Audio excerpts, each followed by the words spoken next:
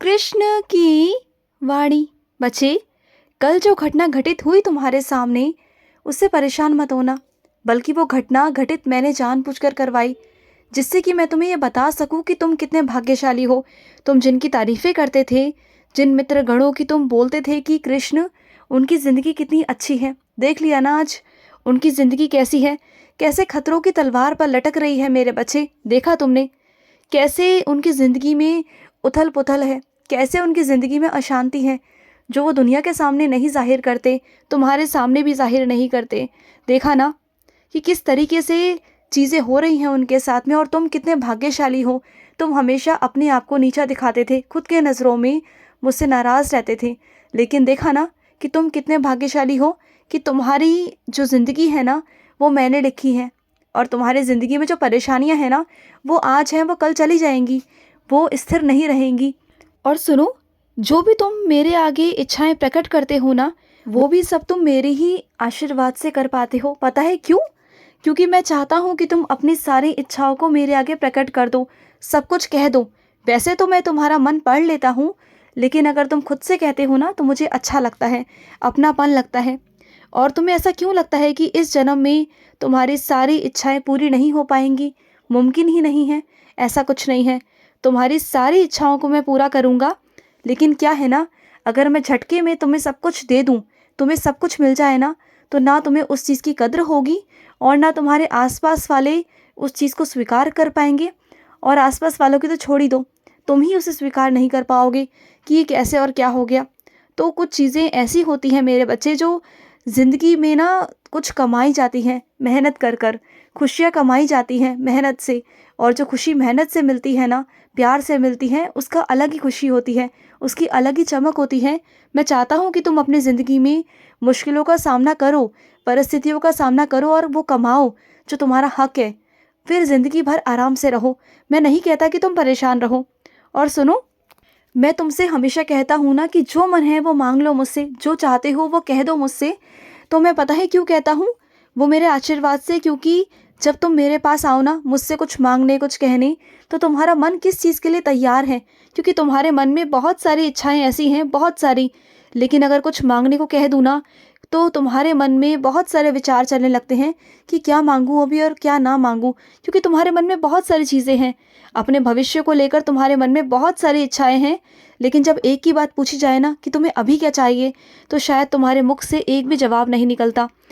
तो तुम ना इन चीज़ों को लेकर बहुत असमंजस में रहते हो कि क्या तुम्हें चाहिए और क्या नहीं चाहिए अभी के लिए। तो क्या है ना, ये तुम्हारी सबसे बड़ी कमी है, इसे दूर करो और अपने आप को देखो, पहचानो कि तुम्हें चाहिए क्या, आखिर तुम चाहते क्या हो। क्योंकि बहुत सारी चीज़ों की इच्छाएं रखना अभी मुमकिन तो नहीं ना मेरे बच्चे। धीरे धीरे कर कर तुम्हें सब मिलेगा, लेकिन वक्त के साथ साथ।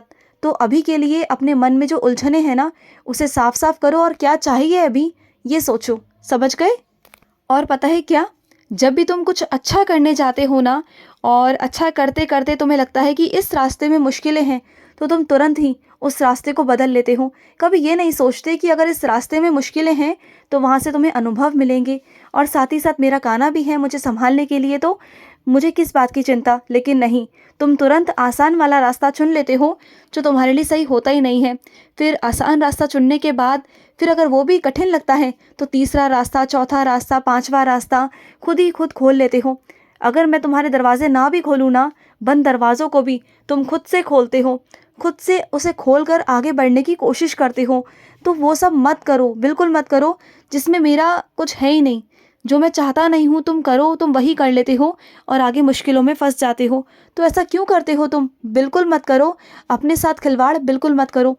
जो रास्ता मैंने तुम्हें दिखाया ना, वो चाहे मुश्किल हो सकता है, लेकिन तुम्हें मंजिल तक पहुंचाएगा। वही रास्ता तुम्हें तरक्की दिलवाएगा मेरे बच्चे। बात को समझा करो, रास्तों को बदलना बंद कर दो।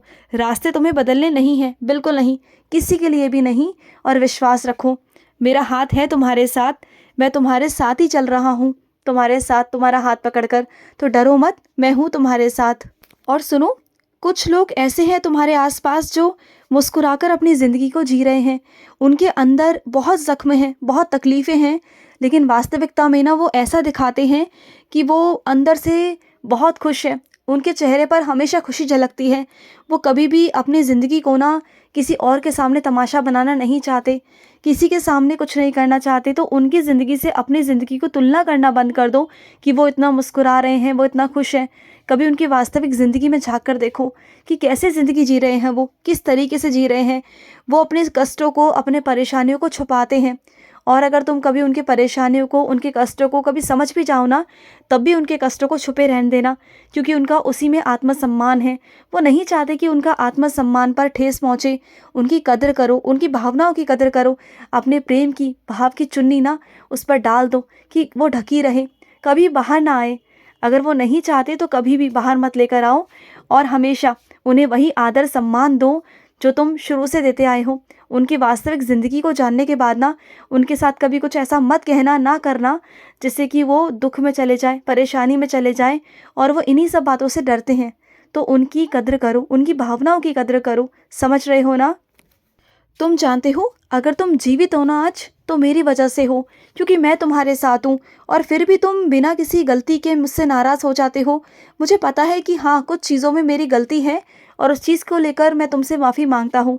लेकिन इसका मतलब ये तो नहीं ना कि तुम मथुरा आना छोड़ दो। तुमने कई बार सोचा मथुरा आने का, लेकिन नाराज़ होने के कारण तुम नहीं आना चाहते।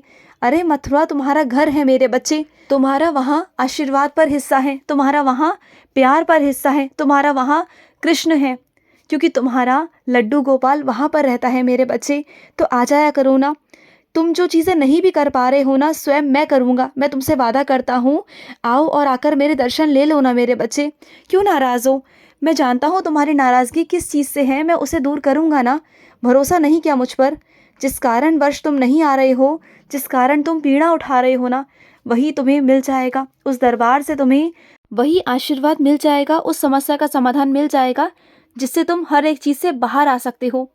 और तुमने मेरी ये सेवा करना क्यों छोड़ दिया? क्यों गुस्से में हो तुम?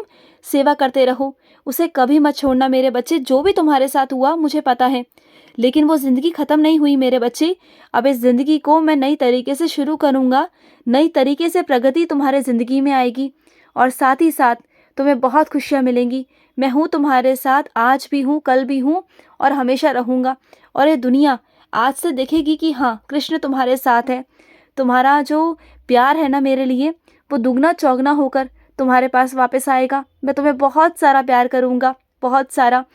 और जब तक तुम इस ज़िंदगी में अच्छे अच्छे काम करते रहोगे ना, मैं संभालता रहूँगा, सदैव तुम्हारे साथ रहूँगा। और मैं तुमसे वादा करता हूँ, तुम्हें ज़रा भी कभी तकलीफ़ नहीं होगी, कभी नहीं। जब तक तुम अच्छे इंसान बनकर काम कर रहे हो, तब तक ये मेरा वादा लागू रहेगा तुम पर कि तुम्हारे साथ कभी कुछ गलत नहीं होगा।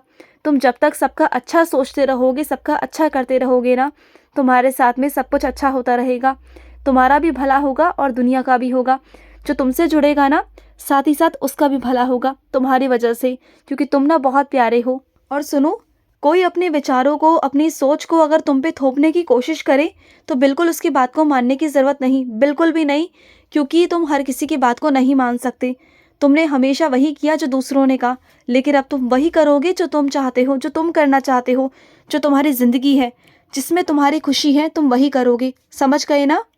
और तुम्हें लग रहा है ना कि तुम किसकी गलती की सज़ा भुगत रहे हो और सारे दोषारोपण तुम पे लग रहे हैं, तो चिंता मत करो। उस गलती की सज़ा जिसकी है ना, वो उसे मिलकर रहेगी। सारी सच्चाई सामने आएगी मेरे बच्चे। उस वक्त मैं नहीं बोला था, लेकिन आज मैं बोलूँगा, क्योंकि वो समय नहीं था कि मैं कुछ बोलूँ मेरे बच्चे। लेकिन जिसकी गलती है, उसको उसकी गलती की सज़ा ज़रूर मिलेगी। मैं सबके सामने सच्चाई लेकर आऊँगा। तुम परेशान मत रहना, मैं हूँ ना तुम्हारे साथ, परेशान मत हो, खुश रहो। आज का कृष्ण संदेश समाप्त हुआ। जय श्री कृष्ण।